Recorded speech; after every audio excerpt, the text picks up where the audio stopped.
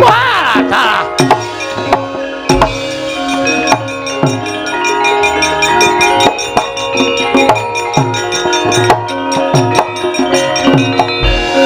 Candak.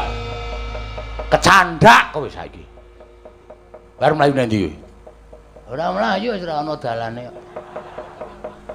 Ayo saiki kowe manut ora? Manut pripun? Kowe bali. Nyaketen niku bali? Yo. Wis ra ana ojek. Ngrekoso kula le mulih. Bali ora? Mboten ajeng wangsul. Wani karo Baladewa. Mboten ajeng wantun. Nek ora wani bali. Mboten ajeng wangsul. Tegese wani karo Baladewa? Mboten ajeng wantun. Kowe iki jane piye to? Ya ngene iki asline. Wah, setan alas. Bagong, non. Aku wis ditanggungke karo Yai Prabu Duryudana supaya iso kelakon mboyong Waradrupadi dikaro dening Bawa Penembahan Durna. Ning nganti aku gagal mboyong Yai Waradrupadi, aku bakal nampa duka saka Yai Prabu Duryudana. Mula aku tetep kudu mentala karo kowe. Terus kowe bali ora? Mboten.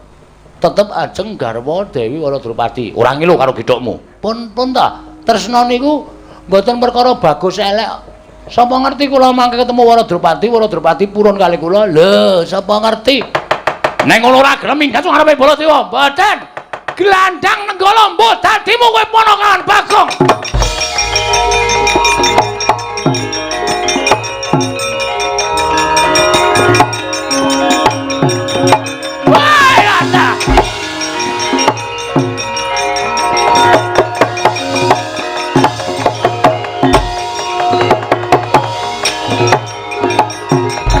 Ana sing ora setuju siji.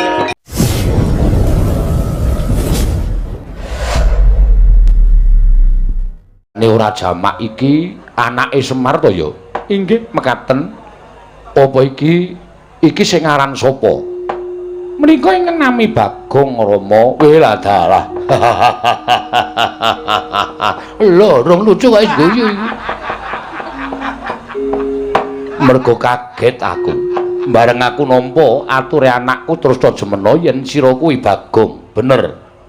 Non? Bener Bagong. Nggih. Padha kanthi raja sapraptamu ning negara Pancala. Nona amet pasang Kalimantabe tinebene ngleduning dumawing tawang-tawang. Lenepatna ing tulak manus sinuwun. Leres kula ingkang ngabdipun Bagong karana nggih mbok arang-arang pinanggih kalian Sinuhun Prabu ing Pancala. Iya.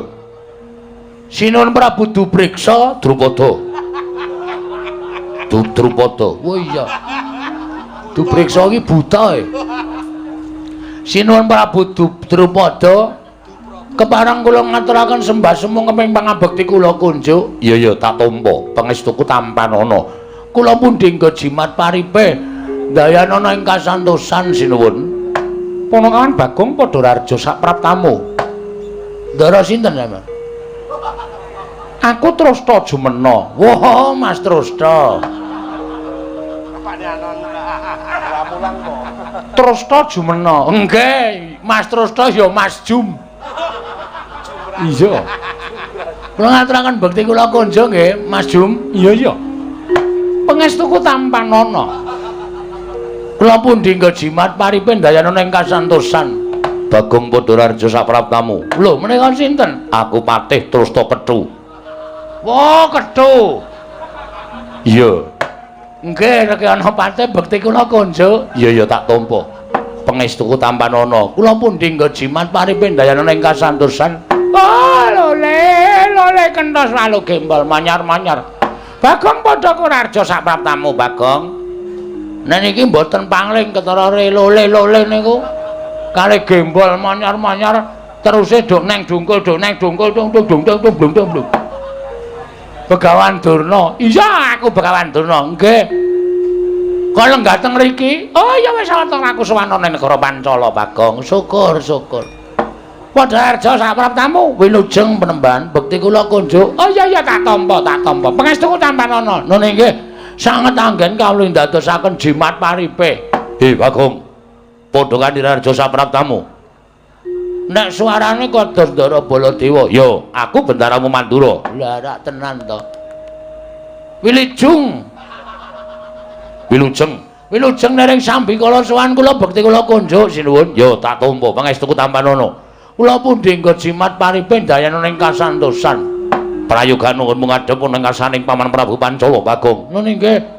Sampun boten kirang prayogi piswanipun abdipun Panakawan Bagong. Bagong, wonten dawuh sinuwun. Eneng apa? Janur gunung kadingaren ora kaya adat sabene arang-arang yen to Panakawaning Pandhawa kuwi sowan ana negara ing Pancala.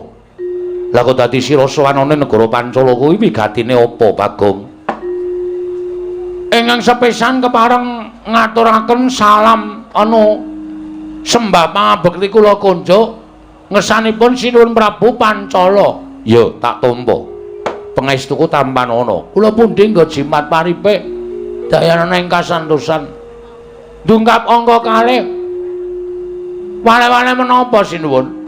Sowan kula sampun Prabu Drupada menika wonten wigatos ingkang badhe kula aturaken sehubungan kalian awak kula piyambak.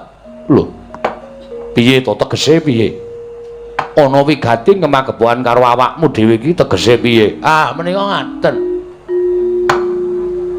Sowan kula sanipun Cung Prabu Drupada menika nyatakaken dhateng pekabaran sampun birta Mbok Bakul Sinambiwara pawarta binanduking bilih inggih menika putra paduka pepunden kula Gusti Ayu Wara Drupadi menika kondur wonten ing negari Pancala. Sinuwun, ya pancen bener. Lah apa kowe diutus dening Bendaramu Werkudara apa dene Janaka apa nekula Sedewa supaya nyatakake anakku bali narang negara ing Pancala? Oh mboten, mboten. Lho, ora diutus, mboten. Lah apa to sababe kok kowe nyatakake marang Atmajaku Wara Drupadi? Menika karep kula piyambak. Karep kula piyambak. Terus karepmu piye? Ana wigati apa ing magepohan kalawan Atmajaku Wara Drupadi? Ha menika ngaten. Kula menika nampi sasmita ingkang dumeling tanpa wujud wonten ing madyaning pasumpenan nalika tilem wonten ing Parangkusuma. Wekdal dinten kepengker kula menika nenepi wonten pinggiring segara. Ya. Beta klasa alit. Kula tilem janjane nggih ajeng lelekane kok klekaran niku garang angine ya kepenak. Terus maklap ilang saknalika kesadaran kula jebul kula menika manjing wonten ing madyaning pasumpenan. Lho, manjing jroning pangimpen. Mekaten. Pinanggih kan setunggiling Jawata ingkang nuwun sewu radi mboten ketingal peteng. Ya. Jawata menika kala wau paring dawuh kalian kula. Bagong, iki negara Ngamarta lagi ketaman pacoban. Monggo kowe dadi abdining para Pandhawa. Ngoten menika. Ya, sabanjure. Mula kowe kudu iso nyelametke.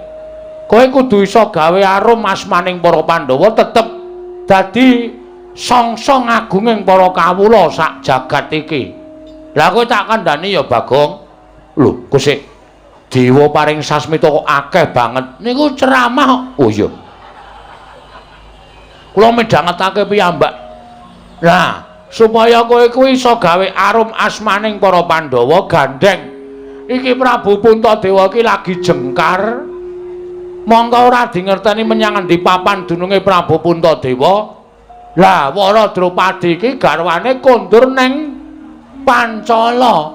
Aja nganti kucem asmaning Dewi Wara Drupadi, aja nganti kucem asmaning putri negara ing Amarta, prameswari negara Ngamarta. Mula kowe sowan ning Pancala kanggo sawetara wektu kowe dadi sulihe Prabu Puntadewa. Ngaten menika. Lho. Kusik-kusik. Tegese dadi sulihe Sinuwun Puntadewa utawa anak Prabu Puntadewa iki tegese piye? Kula dhewe ya ora dong. Kula tumuli matur dewa wau. Nuwun sewu Bu Kulun. Kula dipun dadosaken sulih menika tegesipun kados pundi? Dewa wau niku paring dawuh ingkang dadosaken kula menika kaget. Inggih. Ora ketang sawetara wektu kanggo nylametake asmaning Dewi Waradrupadi, kowe nang negara Pancala nglamar Waradrupadi, peken bojo sementara waktu. Kusik to. Ngepek bojo kok ming sedhela iki piye? Kula niku kulina nganten niku. Lho, kulina ngono piye? Kula niku nek ngepek bojo niku mung dela-dela kok kula. Cocok mboten? Nek kira-kira ora patek cocok ya culke. Nek kira-kira cocok ya teruske. Ngene nganten biasa nganten. Mulai edan kuwi. Lah anakku kuwi dudu sing kanggo jajal-jajalan ki ora prayoga. Mboten jajal nika resmi.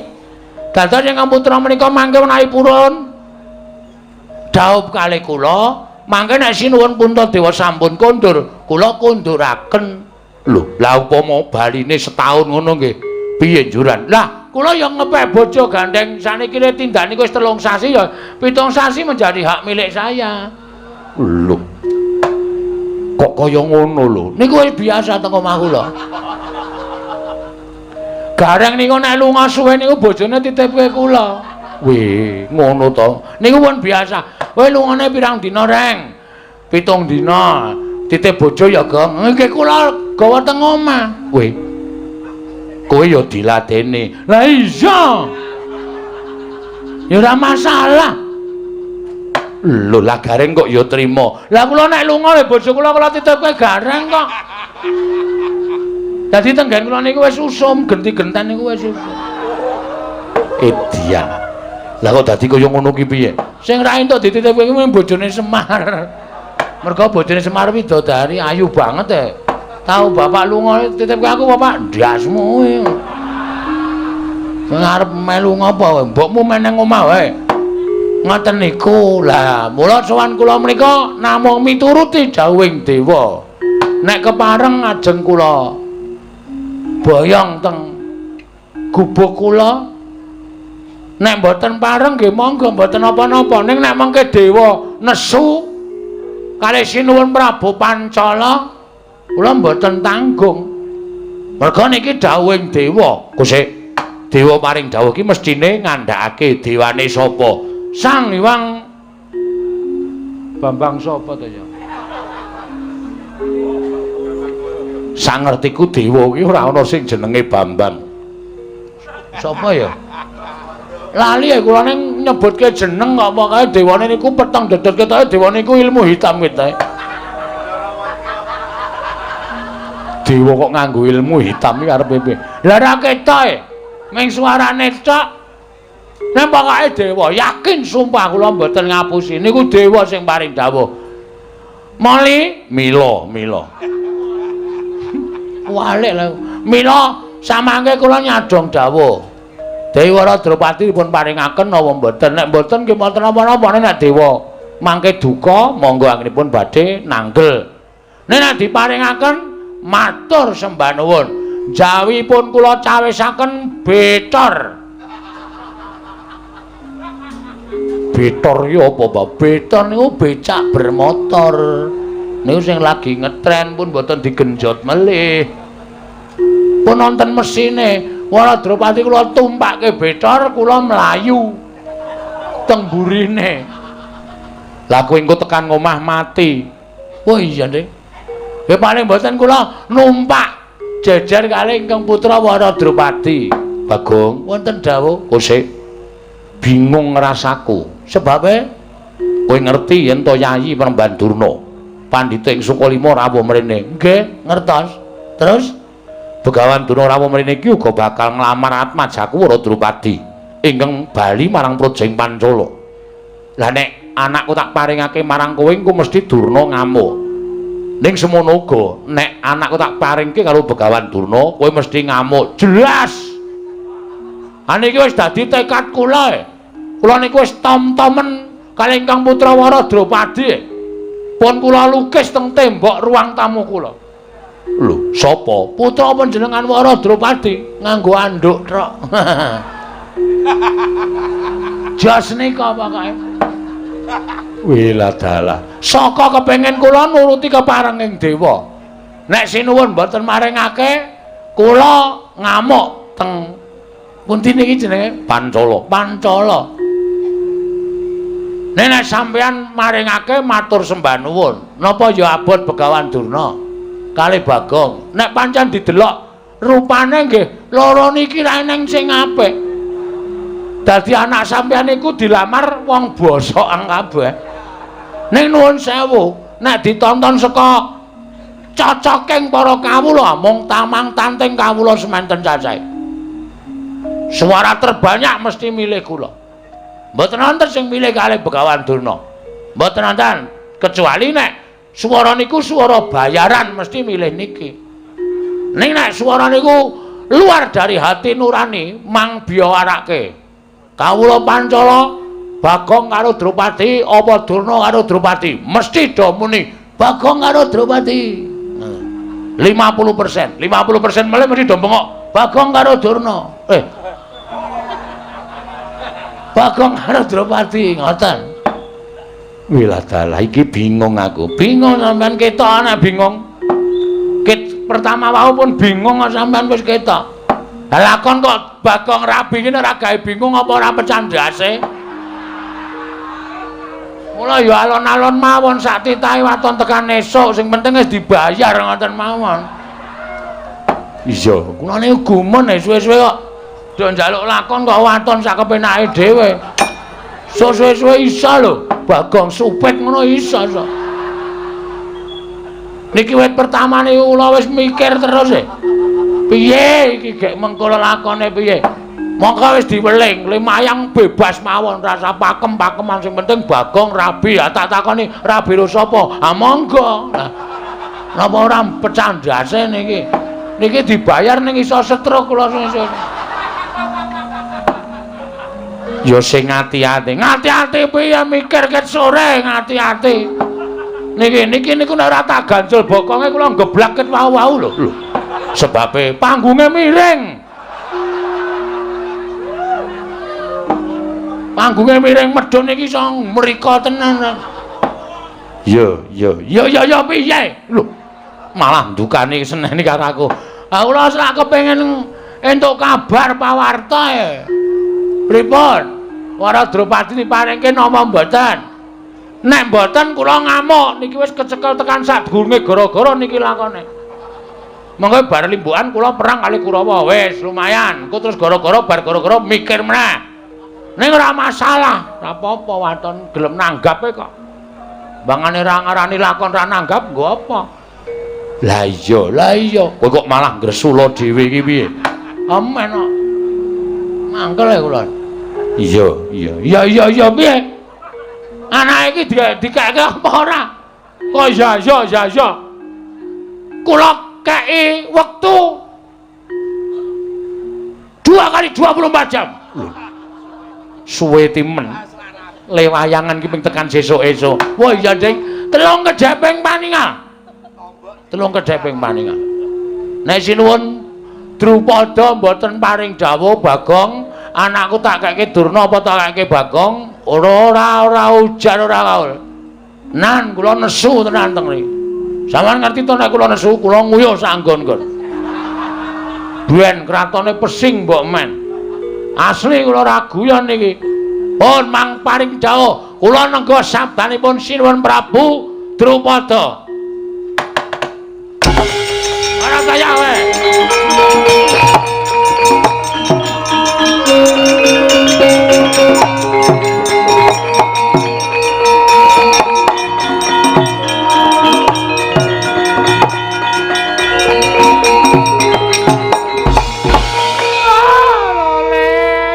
Kentos walu gembol manyar-manyar duk neng dungkul wana tatyala salah sati wana.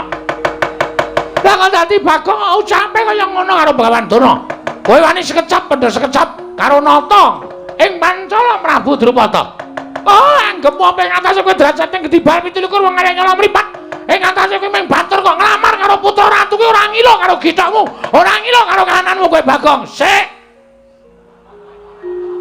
Omong kok wonten mecocot. Mbah, kowe ngerti tresna ora? Kowe ngerti wong tresna ora? Jodoh iki ora perkara rupa. Ana tembangan gegarane wong akrami dudu bondo dudu rupa nanging ati pawitane luput pisan kena pisan. Luput pisan dipresake. Dudu bondo dudu rupa mung ati pawitane. Mula wong arep rabi iki ukurane ora bondo ora rupa. Arep ndhe bondo akeh. Nek ora dikeparengake karo sing gawe urip dadi jodhone ora bakal iso kelakon. Arep rupane bagus, nek ora dijodohi karo sing gawe urip ora bakal kelakon. Ning nuwun sewu, arep rupane men kaya ngene nek jodohi karo sing gawe urip kuwi 1000 dalane. Camkan itu. Ora sampe nae dhewe kowe. Oke, wong sing lanang elek, sing wedok ayu oke. Ana sing wedok elek, sing lanang ayu oke. Ana sing elek kabeh ya ngono. Ana sing lanang ayu, sing wedok bagus. Sing wedok ayu, sing lanang bagus. Kuwi ya pirang-pirang, bagus kabeh. Wedoke ayu kabeh ya pirang-pirang. Mula aja sok ngembe karo wong sing kedunungan katresnan. Terus saniki tak wale, sampeyan iku wong tuwa, wis duwe bojo, ha ta? Ora. Monggo bojo sampeyan lain daripada yang lain. Ora apa-apa ana bojo kok keleke papat. Nek ora bojone Begawan Durna tangel lamun. Oh, lah kok dadi kowe kok ngece karo Bagong. Sing duwe hak sawutuhe, sing duwe apa jenenge? Purbawasesa sawutuhe iki Sinuwun Prabu Drupada, dudu sampeyan. Sampeyan karo iki padha-padha wong lamar. Ngenteni sabdaning Sinuwun Prabu Drupada. Diparingke apa ora nek diparingke matur sembah nuwun dene ora ya wis ora apa-apa. Ora usah dadak kowe ngunak-unake aku. Nek kowe arep ngunak-unake kowe terus arep ngopo? Terus arep ngopo aku tak takon, ngejak gelut. Bagong ora wedi. Bagong ki wong ora tau wedi. Aku wedine ki nek ora ana wong liwet. Aku gila tenan. Nek nameng karo wong kaya kowe iki, aku ki ora wedi nang di papan Bagong wis kulino unek-uneke Durna, ha to? Mula sampeyan ajeng napa saiki? Sampeyan ajeng napa? Kula tak takon. Lho, kowe wani karo Begawan Durna? Weh, lah biyen wani saiki wani ora tau aku ana wedine karo Durna. Yen ngono ngene, tak gawe sayembara. Oke, ora masalah. Gandeng aku karo kowe padha-padha ngalape lawan para Drupadi. Sapa sing iso? Kowe karo aku andon pupuh tegese Bandayuda. Oke. Bagong aja sembrono Durna iki kekuatane ngedap-edapi. Sampeyan ora usah ngeleke. Sampeyan ratu ora ndek keputusan. Nganti kedadian kaya ngene iki mergo sampeyan ora paring pangandikan. Drupadi tak keke iki, tak keke kae. Ngono rampung, ora dadi geger. Sampeyan bareng kono kahanan kaya ngene lagi. Bagong ngati-ati. Kula kowe tuwa ora usah dikandhani. Lho, aku malah tok unek-unekke. Nang kene arep tau unek-uneke kabeh. Bagong aja kaya ngono. Ngapa kowe Jum? As kebacon muring nek carane ngene. Bagong. Kudune kowe ngawas karo githokmu. Ora ana wong ngilo iso ngilo githake dhewe. Lho.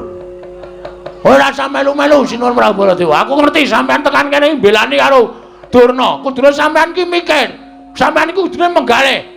Prabu Puntadewa ki sapa? Prabu Puntadewa kuwi kadang sampean dhewe. Prabu Puntadewa lunga, bojone purek kok malah ajeng jodoke karo Pendhita Armodar ngene. Sampeyan iki ratu, nuwun sewu, iso menggalih apa ora? Lho piye? Nyepeleke ora. Sapa sing nyaru wis tau nek-uneke? Nah, ora ngapusi. Aku nek, "Ha apa? Kowe barang yo apa?" Gecek modar kowe. Lho wong delok barang kok dinek-unekke. Wis ben apa? Ha ora. Jajal jeblase kuwi. Nek ora ngene iki ora metu pangunek-uneke atiku. Ora. Nek pancen wani metu jaba. Oh iya, oke. Metu jaba ya metu jaba. Ayo, neng lapangan utawa nang alun-alun negara Pandura ditemtoke. Kekuatane Bagong karo Begawan Durna menawa apa? Lakon legandang dening aku. Legandang jangan legandang. Caedan. Ayo ora legandang ning gelandang. Salah kabeh. Begadang. Jagang. Berarti sampean penggemar Rhoma Irama. Ngerti lagune ayo. Ayo. Legandang jangan legandang. Ono kuwi. Sampean seneng lho. Kowe iki wonge nyenengke. Nanggap ora mung guyu. Yo sesuk tak timbali ning Pancala. Nah ngono, sarombongan. Yo. Beres pokoke gayeng. Yo Bagong. Nyuwun pamit lajeng gelut kalih Begawan Durna. Yo sing ati-ati. Begawan Durna sing ati-ati. Oh nggih Kakang Prabu Pancala ngestaken dawuh. Ayo metu njaba. Iya wis kulino namung tatoke njaba. Aku wis ngerti kok iki nek ora metu njaba cilaka iki. Tanggung jawab iki. Mau terus gage-gagene. Nek ora ngono Jawa ya ngrekoso. Wis kono do metu njaba ndak malah gawe geger ana ning jroning datul. Ayo metu njaba Bagong. Ayo metu njaba ya metu njaba. Moro Drupadi non. Bakal tak tanting sapa ingkang bakal dipilih antaraning Bagong lan Begawan Durna. Ngaten kemawon Rama. Kula kinten menawi mangke peperangan menika dipun lampahi tumunten Bagong ingkang menang. Saenipun Bagong direngkuh wonten negaring Pancala. Ngayomi dhateng Kakang Mbok Wara Drupadi semanten ugi menawi Bagong kawon inggih kajengipun wangsul dhateng wismanipun Taman Peremban Durna kalenggahaken wonten negaring Pancala ngayomi dhateng pun Kakang Mbok Wara Drupadi namung kemawon sampun ngantos dipun parengaken kaboyong wonten ing Pusaka Lima. Oh ngono ya. Inggih. Menawi mboten dipun parengaken kaboyong wonten Pusaka Lima, kula saged ngawat-awati dhateng tingkah lampahipun Begawan Durna menapa dene Bagong ingkang badhe menang wonten ing peperangan mangke Rama. Lah kuwi malah luwih prayoga lan luwih becik. Yen to pancen kaya mengkono terus aja mena budalna Kang Padaseba pun Rama kundur ngedaton nek ngestaken dawuh pate wonten timbalan. Kaya Surana dawuh maneh. Budalna Kang Padaseba pate nek ngestaken dawuh nyuwun pamit madal pasilan sing ati-ati aja kaya bocah cilik. Purna gatining pananggilan. Sanata suku durung kedaton delok sangke dampar kena gambaran gading kadhiraken sangganing Pramban Cedi manggung ketanggung Joko Palola. Ingkang sami ngambil patraning keprabon. Gawe tinggal saking Mandrawa tindaknya Sri Nararata lamun katinon saking Mandrawa kaya tansah jejengkaran tindaknya Sri Nararata wau. Ora kaya lampahing Lurah Bagong wis prateng jawabing ngrangkah negaring Pancala Radya.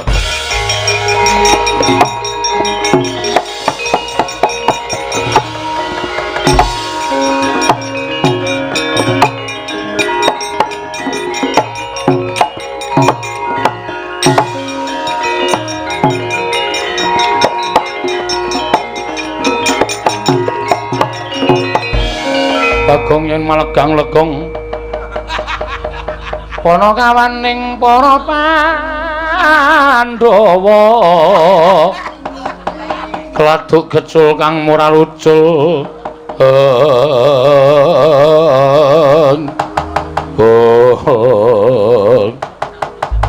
lah ora kenyono-nyono lah kok malah nampa penantanging Begawan Durna. Durna tak bledhek kok dadi ngawe sangganing para Sata Kurawa. Apa dikira Bagong ijen kaya ngene ming wong loro saudon telu saurupan. Ora bakal wedi karo Kurawa. Sapa sing ketok? Apa dianggep aku iso nandingi Sata Kurawa? Iki aku nek ora ganti. Nek ora salin wujud satriya sing pengpengan perang wis ora gayeng perang karo Kurawa. Ya, tetanana, tandangana Bagong legane atiku.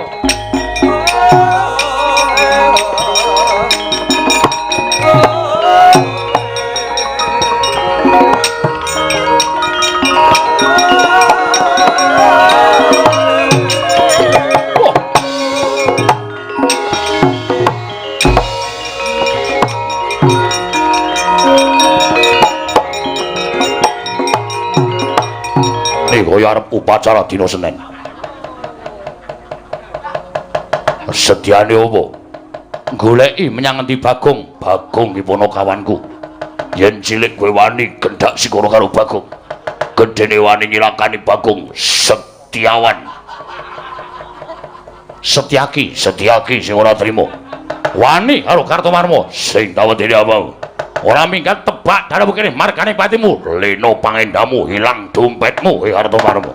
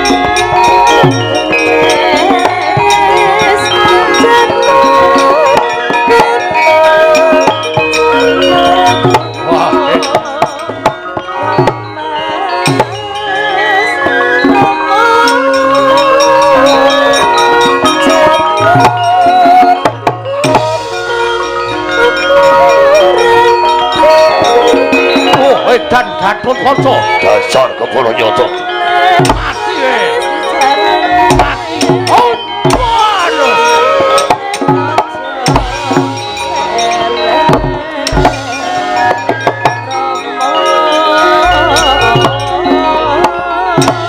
mati dening aku bangga tak ayone wah oh mati aku wah iya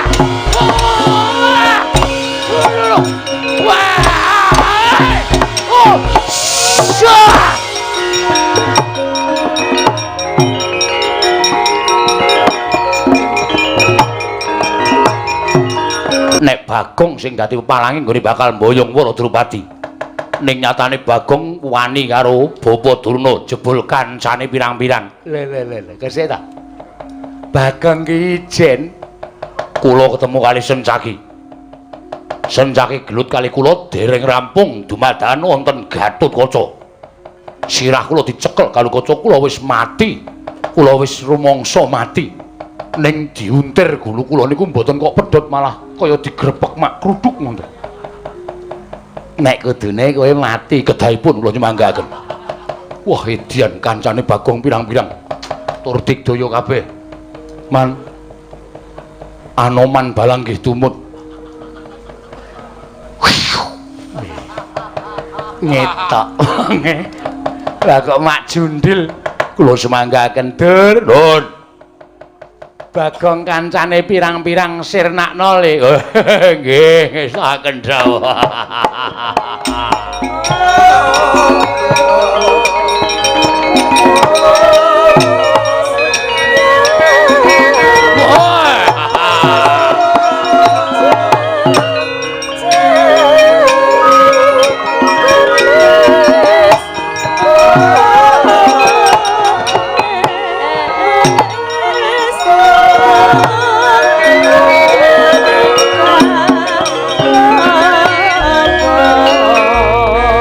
Dursasana barang kok maju iki.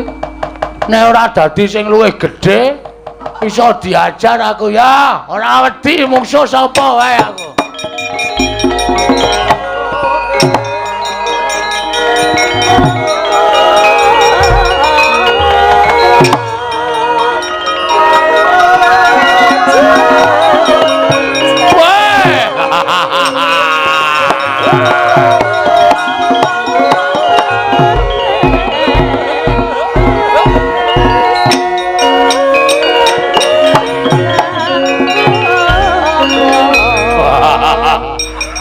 kapan kowe joget Werkudara?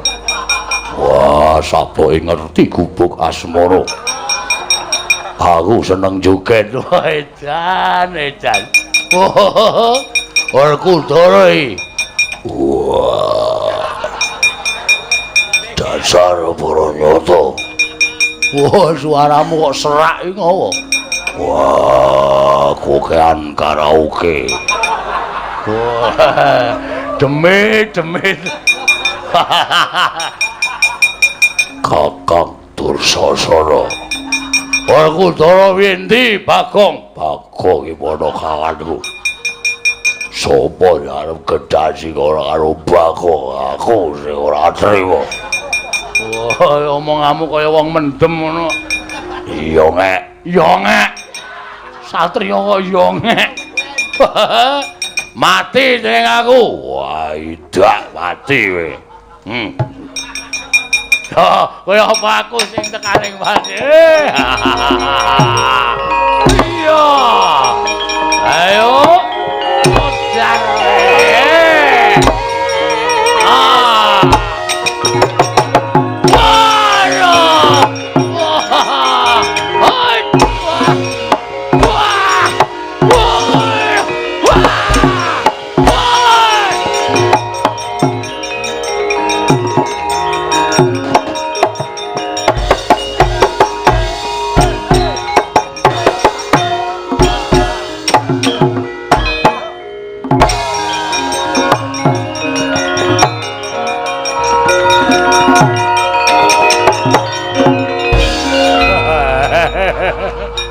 Isin man kula.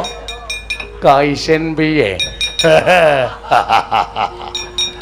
Kula maju nek kae goleki Gatotkaca Sencaki ketemu kali Werkudara. Lha kok sih ta? Werkudara barang mrene iki ngapa? Kakangne iki lagi lunga kok tekan kene. Lha duka. Omongane kaya wong mendem nika. Disaruk-saruk ora karo-karuan. Kula ditendangi, kula semanggaken. Mati kula. Ora mundur mawon isin.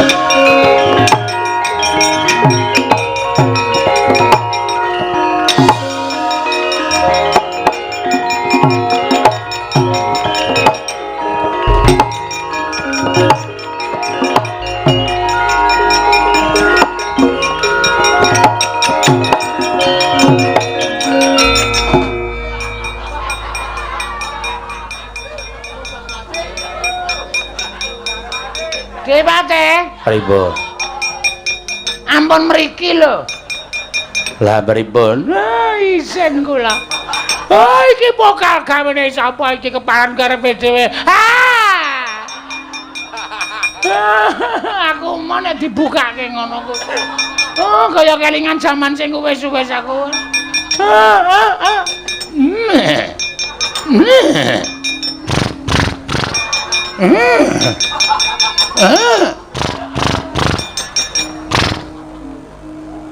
Kok le jembin.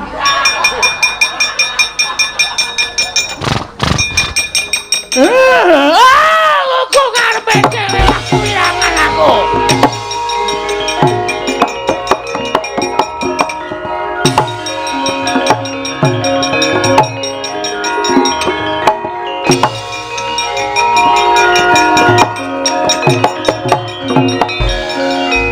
Bawa dulu terus pundi?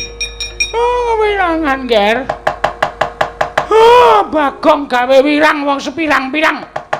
Bagong iso malik napa-napa. Lho, malik napa-napa pripun? Kula nek crita malah isin lho. Lho kok isin pripun? Bagong iso malik Setyaki, iso malik Gatotkaca, iso malik Werkudara. Bareng kula maju nggawa cundha manik. Malik napa? Isin kula. Malik napa sampean nang bloko kali kula? Balik jaran. Oh, sengkun iki iblis. Malah ngomong-ngomongke ora. Mongkon jengking-jengking nika. Coba ora ana kula. Mesti wis nyelingkrek. Sampeyan niku cangkeme elek ora. Lho. Bagong kekuatane kaya ngoten. Oh, inggih nggih, Bagong. Yen pancen iso nambahi Kyai Nenggala aku meguru karo kowe bab kare.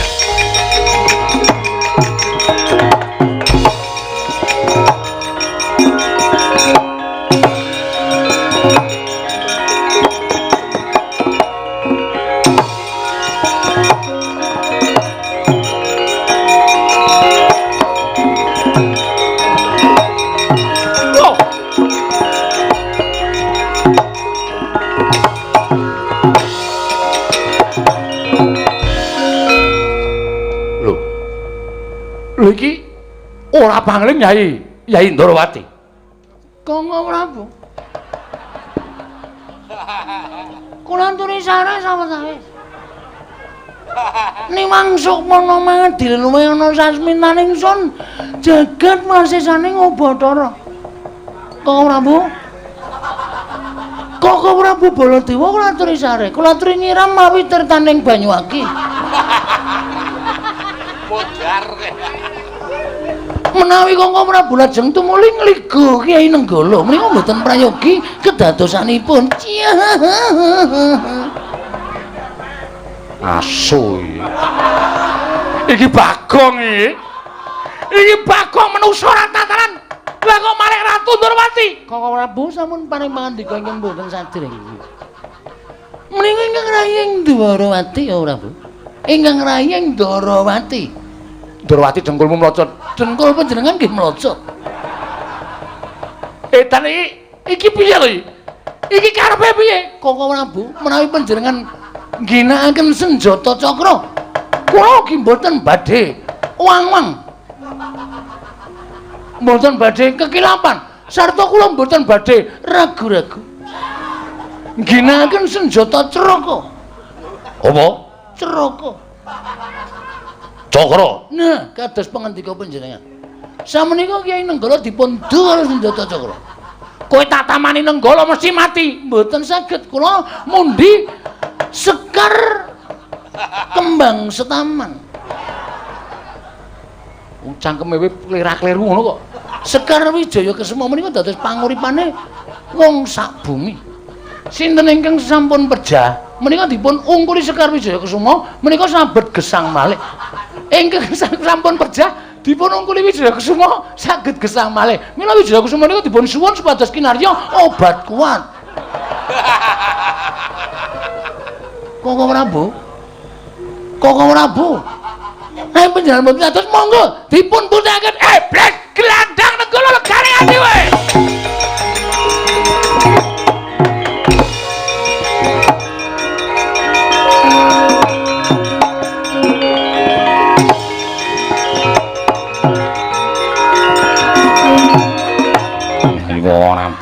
Iki kok mengko Kanggo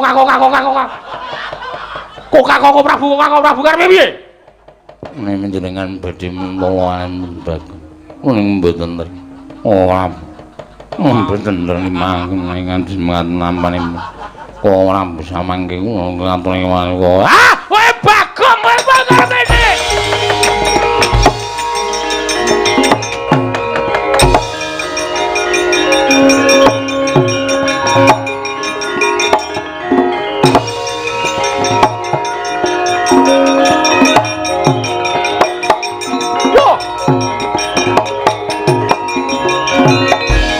Pakde mlayu-mlayu ana apa Pakde? Pakde Mandura mlayu-mlayu nang apa Pakde? Nek pancen Pakde duwe kerepetan kandha karo Antasena, aku sing bakal nglampungi Pakde. Anak kula nang Antasena. Aku anak kula nang Pakde.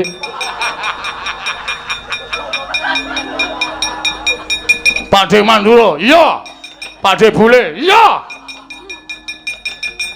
Kowe ngerti Bagong ora? Sapa Pakde? Kowe ngerti Bagong apa ora? Pakde ngelohi Bagong kok. Kusik. Saiki omong sing suwe. Omong sing suwe. Suwe. Lho, ora ngono. Omong sing akeh. Akeh. Antasena, piye Pakde? Antasena saka endi? Kasatriyan. Kasatriyanmu ngendi? Pringgondani. Anu. Ngrandu Gombala Pakde. Antasena kok kasatriyane Pringgondani iki gosok. Karo omahe dhewe ora apal iki, Pakde. Omahku wis digusur, Pakde. Urung ding, Pakde. Kasatyanku ngrandu Gumbala. Badhe goleki sapa? Goleki Budewa. Ora. Goleki Bagong. Bagong ora ana Badhe. Kowe rasa ngapusi. Suaramu grok-grok kuwi Bagong. Kowe ora minggat nenggala dening aku. Aduh Badhe aku tak mlayu Badhe.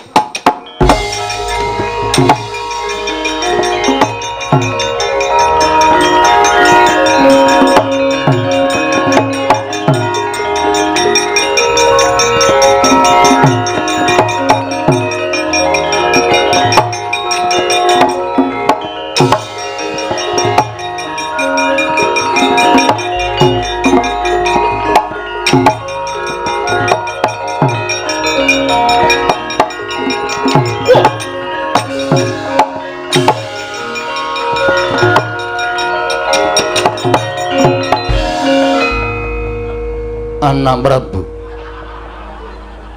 kula suwun kanthi sanget kula aturi nyiramawi tirtaning kesabaran.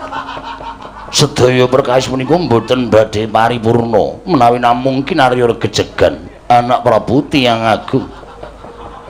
Paman Prabu Pancala kula nyuwun pangapunten sakalangkung kathah mboten dados menapa nggih. Namung kula kanthi sanget kula suwun kula sampun panggihan kaliyan anak kula pun Wara Drupadi. Paman wonten dawuh. Kados menika wartosipun. Yai Wara Drupadi sagang ladosi bapa Panembanduna menapa mboten? Kula sampun nanting dhateng anak kula pun Wara Trikandi, Anu Wara Drupadi. Supados badhe ngladosi kalian kadang kula tunggal guru duk nalika wonten SD Negeri Impres.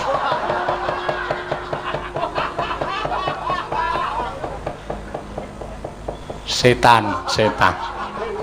Tiwas tak basani.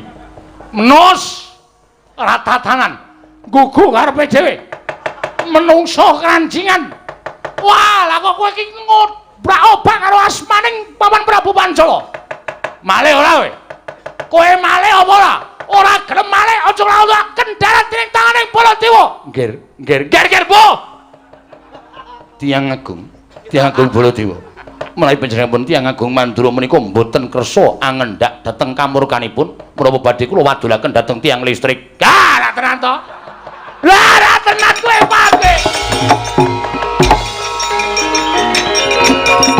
Ayo pokoke entekke wayange.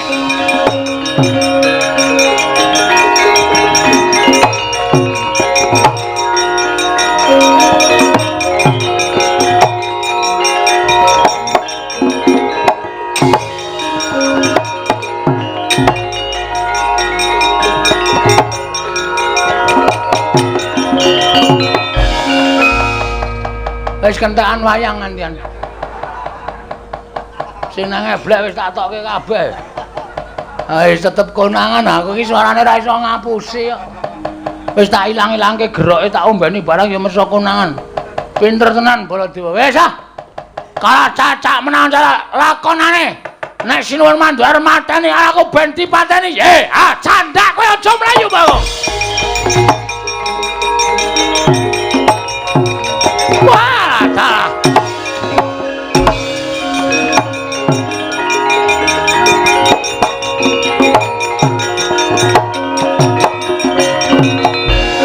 Candak. Kecandak kowe saiki. Bar mlayu nang ndi kowe? Ora mlayu wis ora ana dalane kok.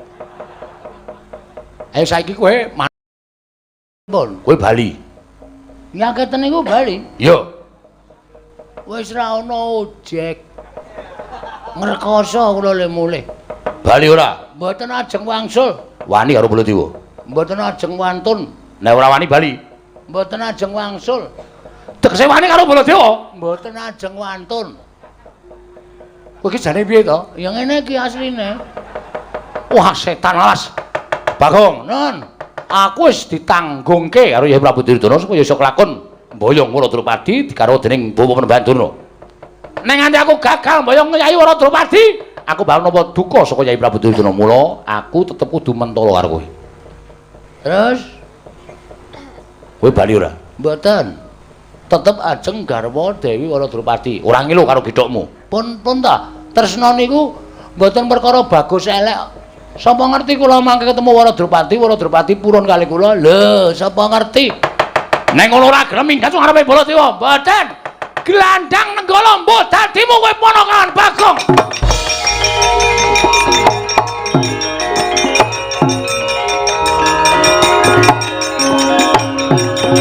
Wah, rata.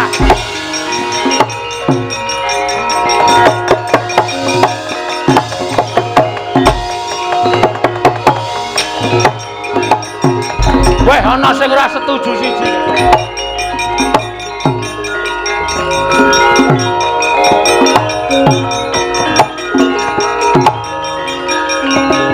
Ika kurun, nek mboten purun mula Drupadi bakal tak timbali ana ing kene supaya adu arep karo kowe ponakan Bagong.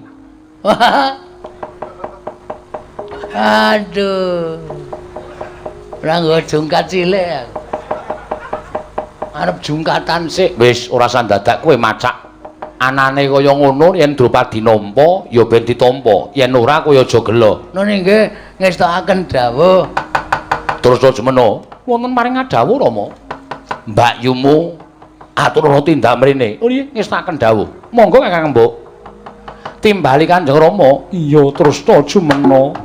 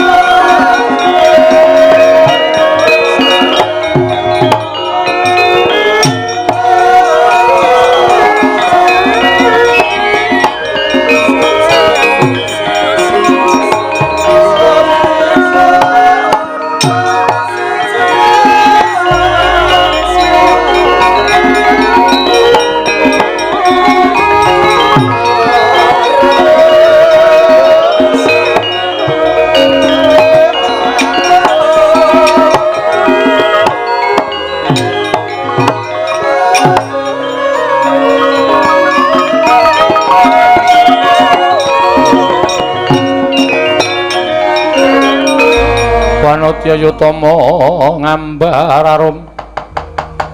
ngambar arum sang kusuma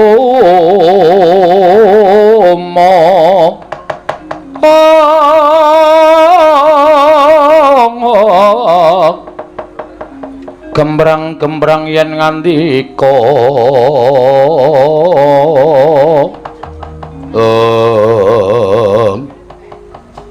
Drupadi wonten paring dawuh Kanjeng Rama.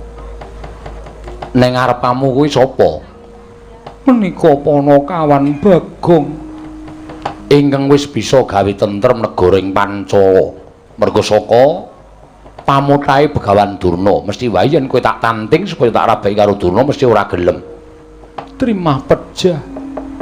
Mula gandeng kowe ora gelem tak rabai karo Begawan Durna, mongko ingkang bisa ngundurake Begawan Durna mau Bagong. Mongko Bagong duwe niat ngayomi marang kowe sak jroning kowe ditinggal karo bojomu ya kuwi anak Prabu Ngamarta.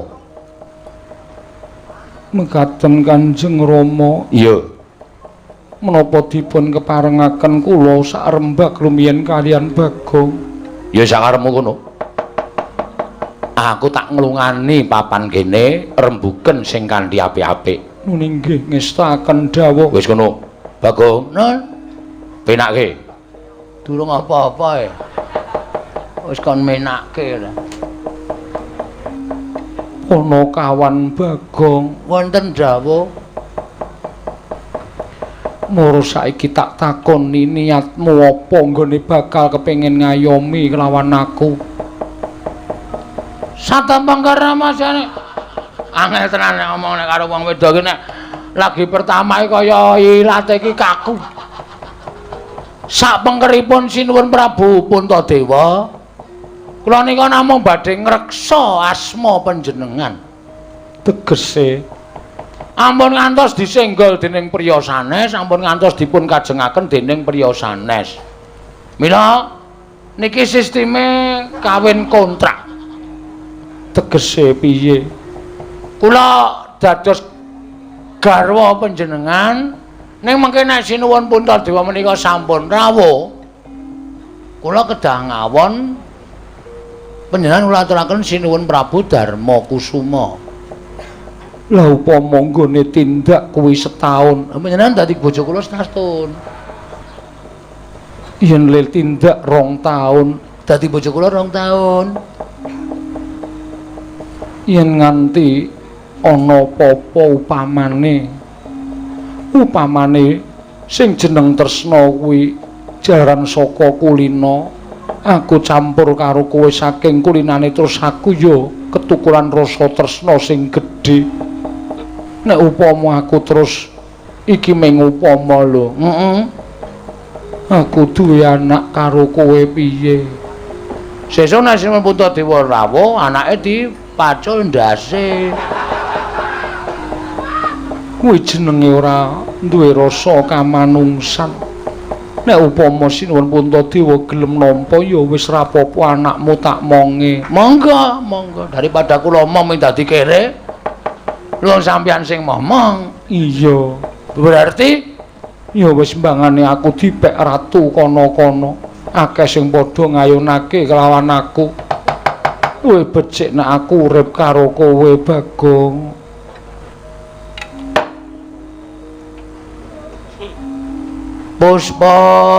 Puspawarna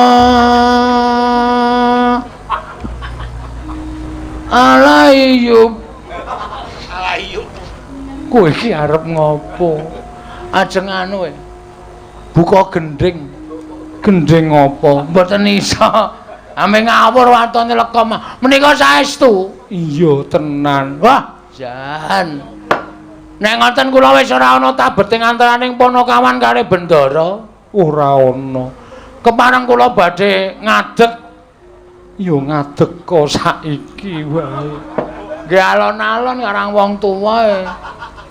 Ning ngadeg ora iso sakal. Iya. Wah, jan. Kula ya wis ora basa karo panjenengan. Wis ora sah basa ora apa-apa.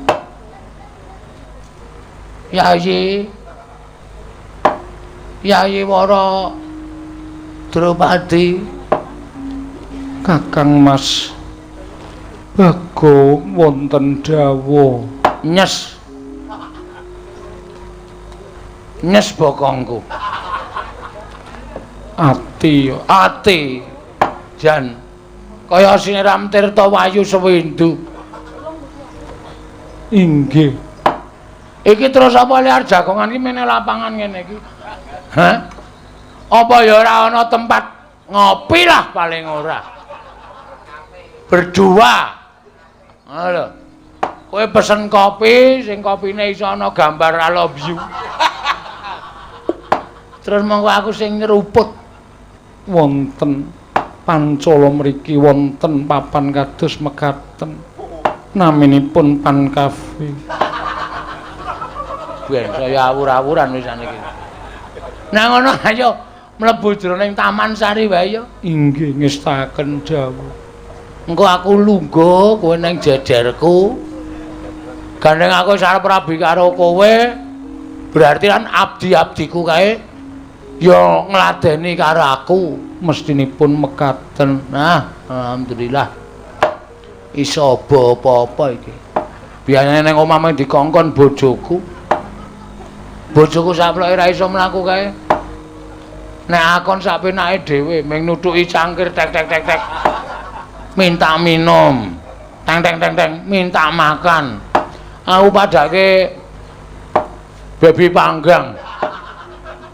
Baby sister. Inggih monggo rat Kamas. Aja Raden. Kamas wae. Inggih kula dherekaken manjing wonten ing Taman Sari. Yo. Mangkat yo. Inggih monggo kula dherekaken. Yo ayo yoan. Inggih. Monggo Mlaku bareng ya. inggih. Aku gandeng.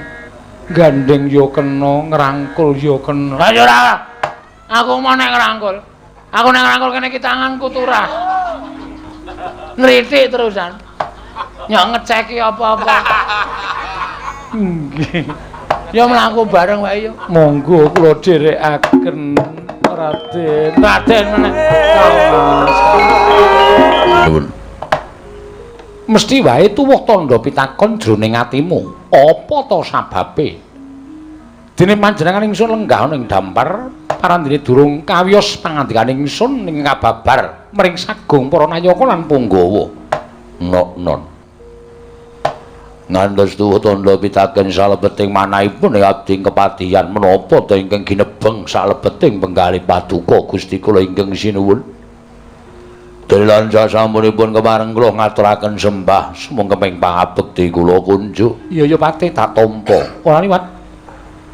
Pangestu ingsun tampanana. Kula pundi nggo jimat paripih dayanana ing kasantesan. Urhananira Pati. Inggih. Nggon ingsun sak pejagung lawan sira Patih Guwa Garba. Sayektine mung bakal nyuntak marang pangunek-uneking penggalih ingsun. Bab ingkang pundi? Paduka sampun dados nalindran jayeng bawana. Paduka sampun dados nalindra kuncaraning ngrat jagat ngantos keberbeken dhateng mandhangipun Prabu Kalimantara. Nalindra muda ingkang sugih bondo bandu. Nalindra muda ingkang boten kekirangan menapa kemawon teka paduka nggadahi pangandika ing kados mekaten. Pati Wonten dawuh. yen babagan derajat pangkat ora kurang. Inggih. Yen babagan bondo donya ora kurang. Inggih. Pun paduka menika menggalihaken anggen paduka kepengin amungkasi jejakanipun sinuwun Prabu Kalimantara. Pancen bener kaya mengkono. Lajeng wanita pundi ingkang dados weting penggalih paduka. Lumahing bumi kurep ing Ngamarta Prabu Darmakusuma. Ya mung wektu dina iki sinuwun Ngamarta Prabu Puntadewa mau lagi linggar praja. Mbuh menyang ndi papan lenggahe? Kabeh ora ana ingkang ngerti tumuli Dewa Drupadi kondur marang negara ing Pancala. Pati Wonten dawuh. kalodhangan iki bakal tak gunakake nggonku nyidra kelawan sekaring kedaton ing Pancala ya kuwi Wara Drupadi. Lho. Menapa mboten langkung prayogi menawi jengandika menika nglamar ingkang kanthi sae-sae. Upama tak lamar tange bakal diparingake jernyatane Wara Drupadi durung dipisah dening Nalindra Ngamarta Prabu Darmakusuma tegese isih ana kewajibaning nata Ngamarta Prabu Puntadewa. Kasinggihan mekaten mula ora ana cara ingkang kudu tak lakoni kejaba mung nyidra marang Wara Drupadi. Menawi ngantos kawanguran menapa mboten adamel lingsem penggalih paduka sinuwun Prabu Kalimantara. Isin ketemu mburi sing baku aku bakal muktekake lawan Dewa Drupadi. Kepareng paduka Aja ingkang padha nderek mengko mundhak kawanguran. Kakang Prawadya boleh bakal nderekake jengkaring sun samengko.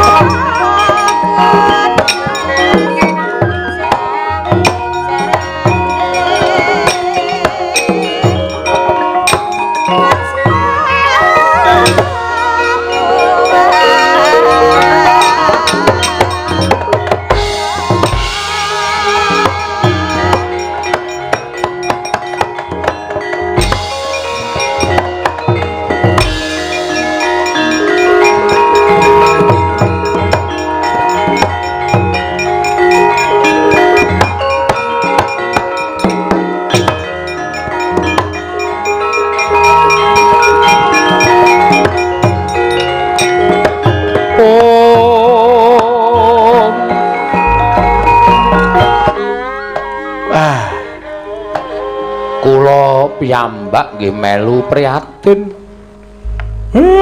Negari Ngamarta pun dangu komplang. Kakang Semar nganti bingung penggalihku nalika aku kudu ngupaya menyang dilenggahi Nyai Prabu Darmawaji. Monggo wis ora kurang-kurang nggone kelawan kadangku Yai Werkudara dene Janaka bebasan tepung gelang kekalangan. Ngupaya menyang endi dununge Yai Darmaji parandene ora entuk tandha-tandha menyang endi lenggahi Nyai Prabu Puntadewa. Dipol Kula Ndara. Mula wektu dina iki Werkudara, Janaka lan Kresna kakangku rawuh ana ing Karang Kadempel ingkang wigati. nyuwun pepadang kelawan Kakang Semar. Senadyan Kakang Semar wujuding ngaceplik mung batur, nanging aku percaya yen to Kakang Semar ngerti sejatine menyang endi lenggahing Puntadewa kakangku. Ampun ngoten. Lah mbok kabedhao dodo kula kapendheta manah kula dereng nate ngertos.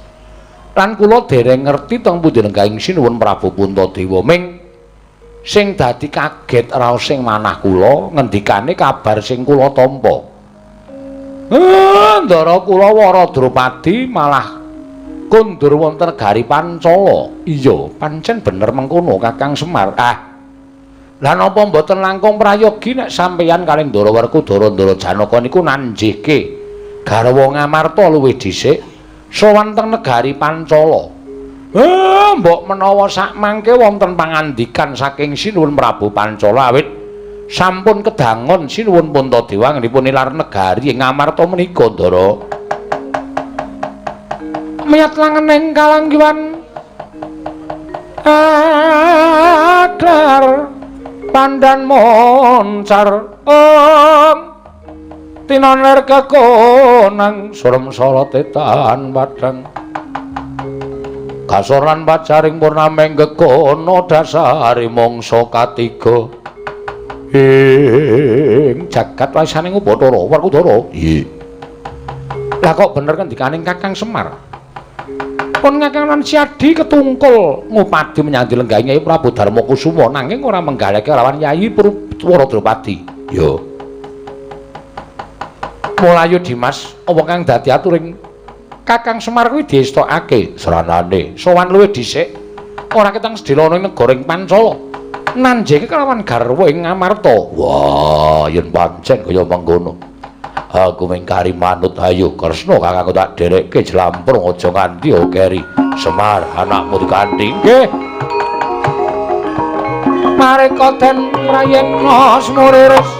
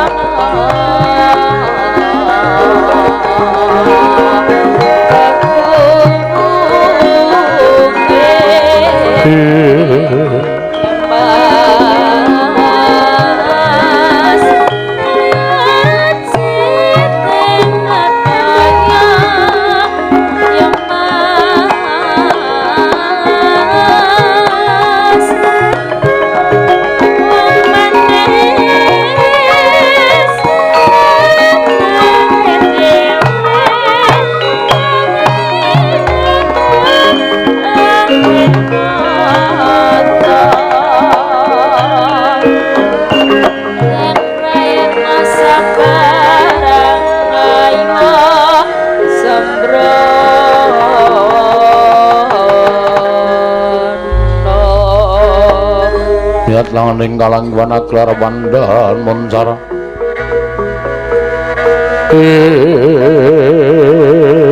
non ler kekonang suram sorotetan padang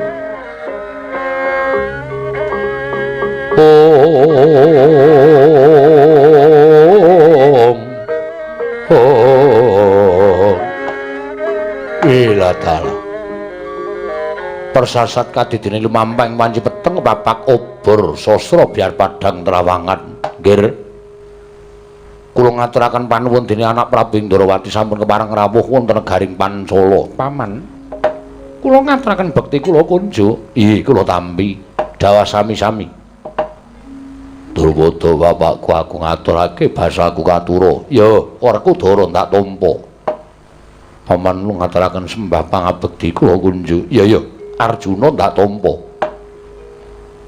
Ing pamaning Pancala nderek prihatos.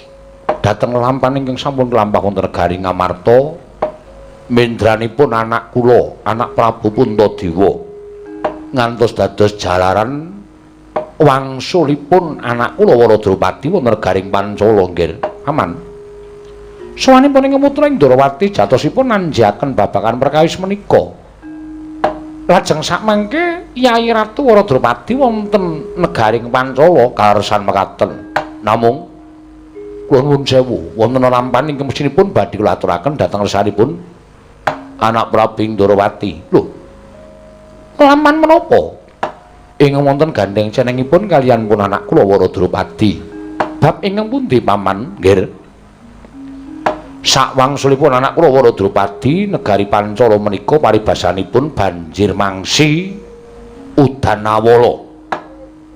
Karah para nalindra para brahmana satring sami ngayunaken dhateng anak kula sami ngraita lamun nalindra ing Ngamarta sampun boten badhe kundur malih wonten negari Ngamarta. Manah kula menika bingung.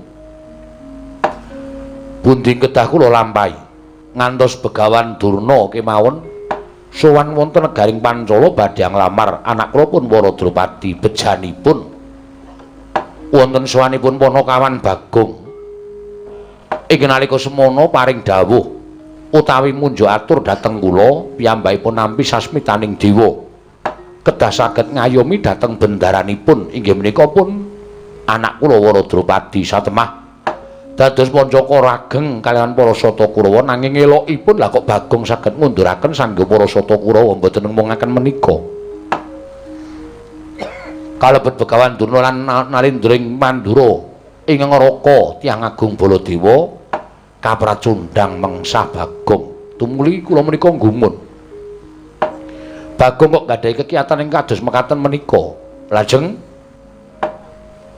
nalar kuna tumunten kula menika metang menawi Bagong nggadhahi kekiyatan kados mekaten menika ngayomi dhateng ingkang bendara inggih menika pun anak kula Wara Drupadi tartemtu boten badhe wonten tiyang ingkang wantun Giriguda dhateng atmaja kula pun Wara Drupadi.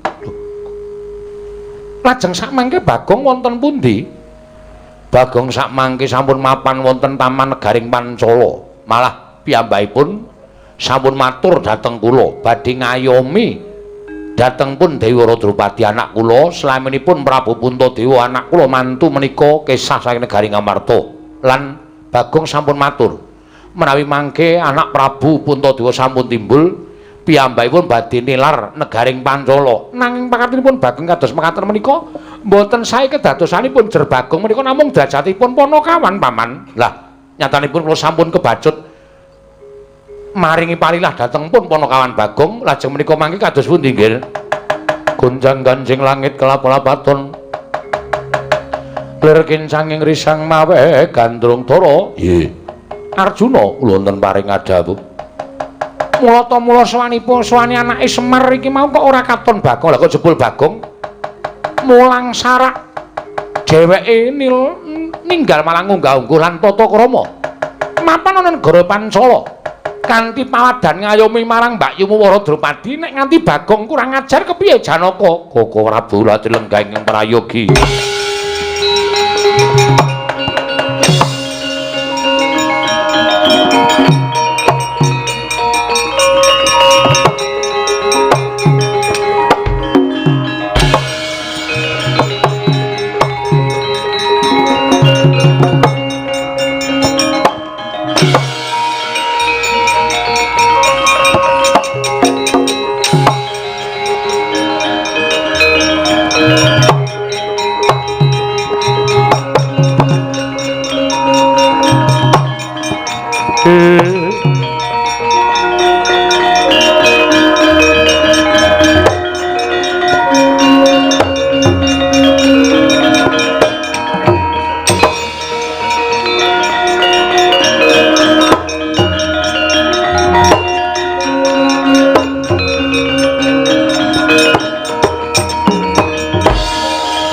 Ganjing langit kelap-lapaton lir kincanging risang mawe gandrung. Bagong dalem bener ngendikaning Paman Pancala murang tata ing atase ming derajating batur. Lah kok kowe wani padha-padha lengguh jajar kelawan Kakang Mbok Wara Drupadi.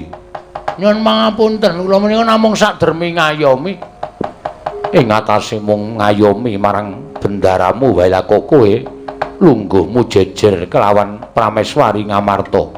Kula mboten nyuwun ning gandeng Dewi Wara Drupadi sing kepareng dawuh kali kula supaya lenggah jejer. Kula niku jare ya pekewo. Lah niki lho tangan kula isih abang-abang dijiwiti terus. Napa mboten nganyelke? Yen ngono kowe wis kurang ajar karo Kakang Mbok Wara Drupadi. Mboten kurang ajar. Kadanging pun Kakang Yayi Janaka sing gedhe pangapuramu ya Dimas, kaya ngapa ta rasane ngatasé aku tininggal dening guru lakiku nganti tekan 3 candra suwene. Dene ana wong kang gelem ngayomi marang aku, malah kepara kebeneran to Dimas aja ngruputke karo Bagong. Kakang Mbok, mestinipun boten kados mekaten lampanipun.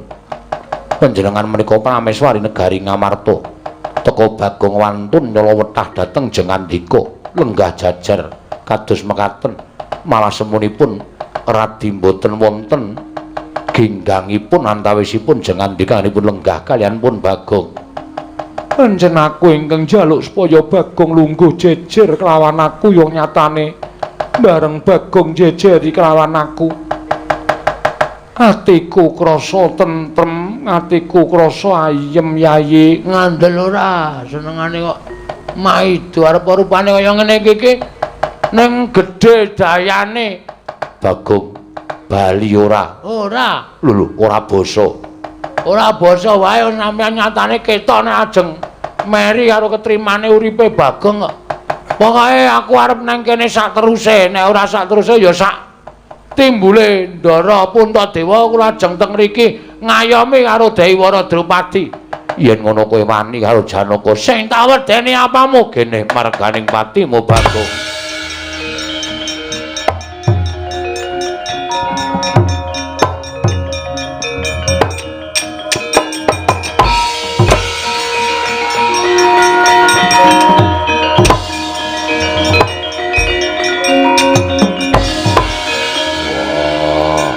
Aku wis ngerti rembugane Janaka karo Bagong.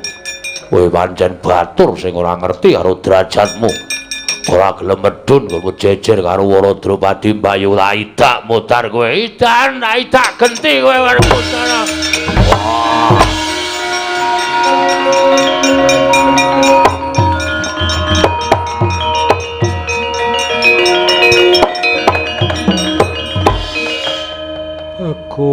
Bagong.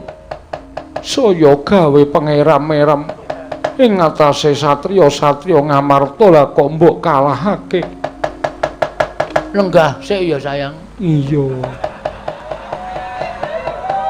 Aku nek ora ngladeni wong-wong kae ndak dikira aku wong jiring getih wedi mati.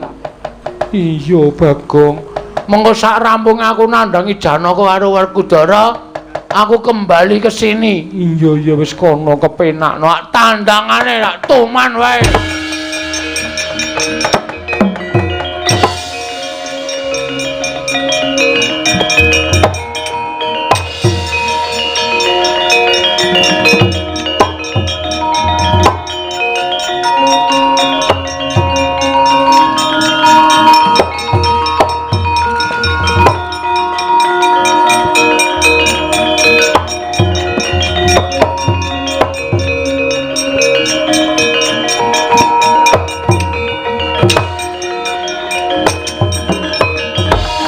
Piye Janaka? Mboten kinten babar pisan.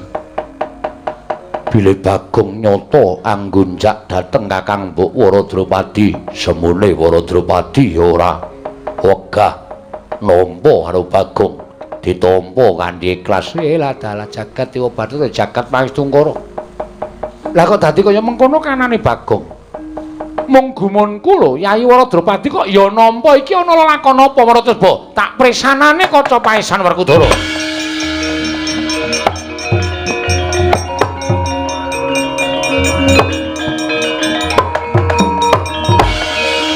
Ya jagat paesane ngubut ora wayah ndara jagat. Lah kok isa-isane nglakoni?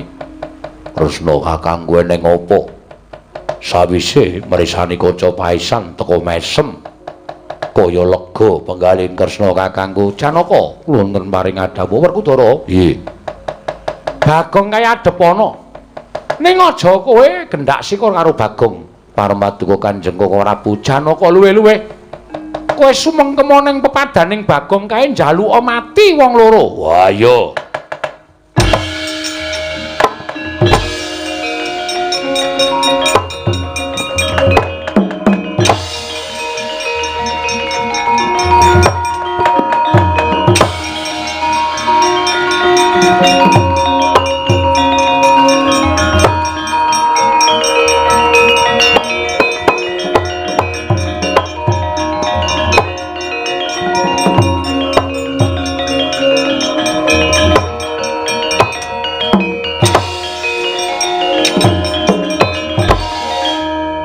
Iki kok ada munduk-munduk iki ngapa iki? Bagong. Wiwit dina iki aku njaluk mati. Lho. Ngapa? Saka ngendi doan? Saka pis-pis ya. Bagong. Wah. Aku njaluk mati. Wah, janane ngono kuwi mah. Sone aja-aja. Bagong edan ora gagas karo aku. Aku patenono. Bagong aku patenono. Aku trima mati ning ngarepamu Bagong tinimbang aku wirang bebareng. Aku patenono. Apa perlu aku kudu suduk salira ning ngarepe Panakawan Bagong. Aku patenono Panakawan babar. Sejatining wujud nata Ngamarta Prabu Darma Kusuma.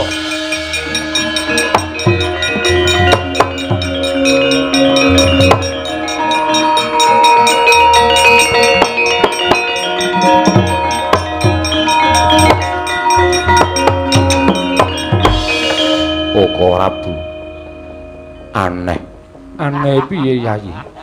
Teka Paduka mimba Bagong solah sabawanipun boten benten kalian Bagong.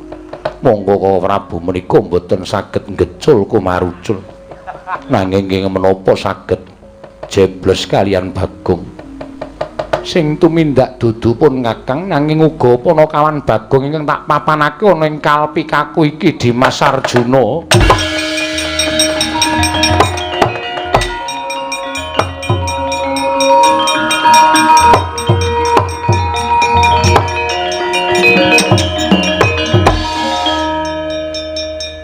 Dados ingkang ngendika sanes panjenengan Dudu aku ora iso omong cara Bagong. Rekaman. Aku sing ngomong. Ya. lajeng ingkang tetembangan jejogetan. Kula. Kandhane kok ngeyel ora. Wis ngene iki wis apik wis tekan esuk dadak di protes. Angel lele mikir. Iya, Bagong. Dimas pun Kakang sayekti nggone Mendan krana pun Kakang upaya wujuding pustaka Jamus Myang Jimat Lima Sada ingkang Mendran saka negara Ngamarta Yayi.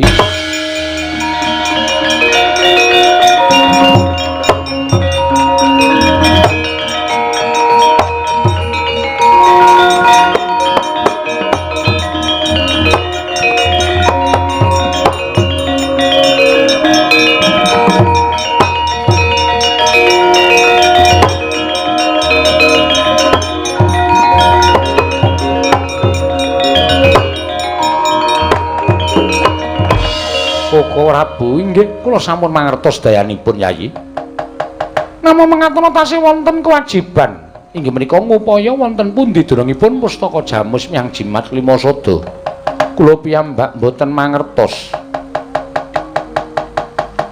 Lajeng badhe dhateng pundi anggenipun ngupaya pustaka Jamus Myang Jimat Lima Sada. Koko Prabu kula mboten saged munjuk atur dhateng ngersa paduka Kanjeng Koko Prabu anak Prabu Darma Kusuma kula ingkang sowan nggih.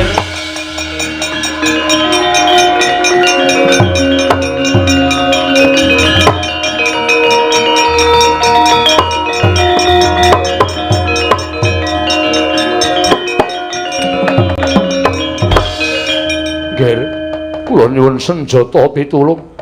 Ing Rama ing Pancala nyuwun tulung. Paman Pancala wonten menapa? Ingkang garwa anak kula Waradrupadi cinidra dening Duratmaka. Bineta ngambah dirgantara kula sumanggaken nggih anak Prabu Darma Kusuma.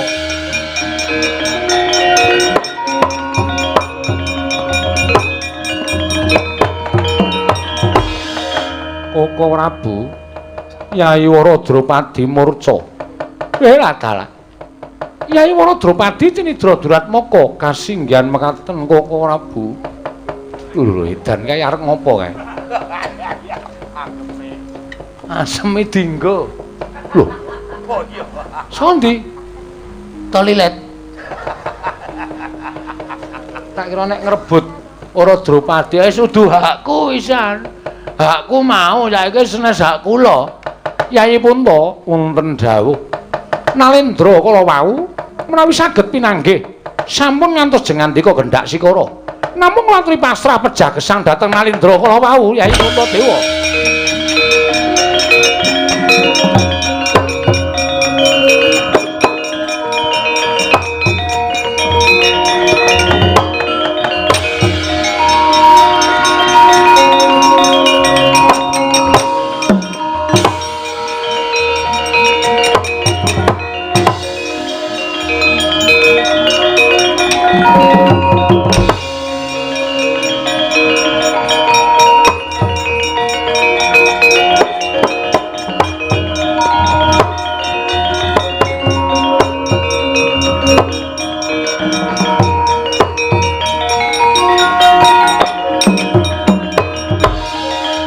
Drupadi, ora usah dadak kowe bingung, ora usah dadak kowe rumangsa bakal tiba ning Padasuri. Nanging kowe bakal tiba ning kasur babut kowe winengku garwa dening Nalendra ing pusur Bumi Prabu Kalimantara. Aku Nalendra muda kowe njaluk apa wae bakal tak turuti. Waton kowe gelem ngadeni lawan aku nata Kalimantara Waradrawadi.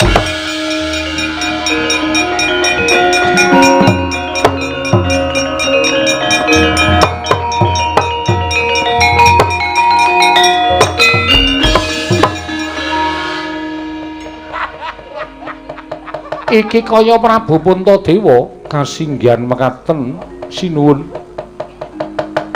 menawi paduka badhe garwa dhateng semah kula pun Waradrawadi kula mboten menapa-menapa namung jejeripun piyai kakung mbok inggih medal margi ingkang leres menawi paduka badhe garwa dhateng semah kula monggo kula caosaken tangan kula kekalih kula mboten badhe owel upami nyatanipun Waradrawadi menika nggadahi raos dhateng panjenengan malah sak mangke langkung prayogi kedadosanipun jer kula jejering guru laking mboten saged ngayomi dhateng inggih menika tetimbangan kula pun Waradrawadi kenging menapa kula kisah saking negari Ngamarta tigang candra laminipun sampun sak trepipun menawi paduka tresna kaliyan pun Waradrawadi Drawadi tresna kaliyan panjenengan namung sadèrèngipun paduka mengku garwa dhateng tetimbangan kula pun Waradrawadi kinaryosa nanggen kula ngaturaken dharma bekti kula monggo sinuwun kula aturi nampi dhateng sembah kula babar jatining wujud pustaka jamus jlima klata.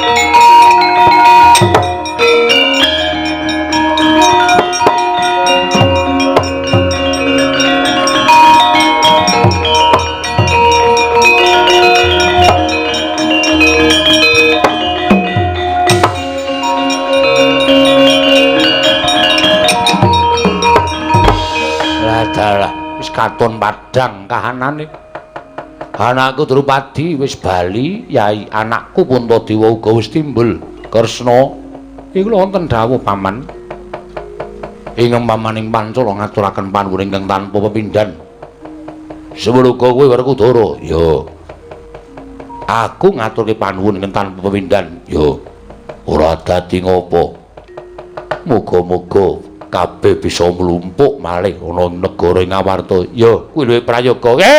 Iki piye kok dadi kanane kaya ngene piye?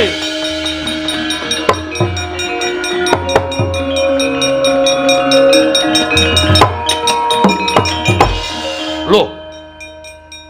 Yai Waradrawadi. Nggih Koko Prabu kasinggihan mekaten. Lho, menika Yai Puntadewa. Nggih. Koko Prabu kasinggihan mekaten. Wonten menapa Koko Prabu dinijeng ngandika Kanjeng Koko Prabu rawuh semunipun nandhang duka. Apa boleh kakangku teka-teka nesu? Nek karepku arep nesu karepku. Nek gandeng kahanane wis kaya ngene iki, aku arep nesu karo sapa? Yen nganti aku njaluk Yai Waradrawadi padha karo aku ngrusak bebrayane Kyai Prabu Darmakusuma. Ora prayoga Werkudara. Weh, mantene tak kandhanane sik.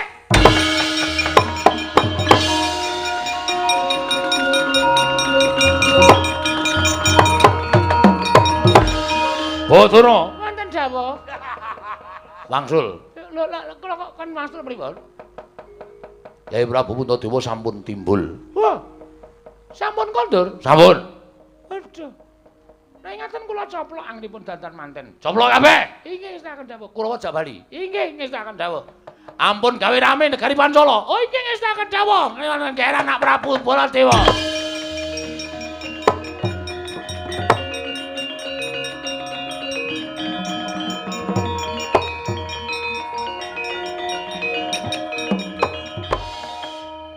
Wis kelakon. Nadyan ora ketang sedhela anakku Waradrawadi diwengku dening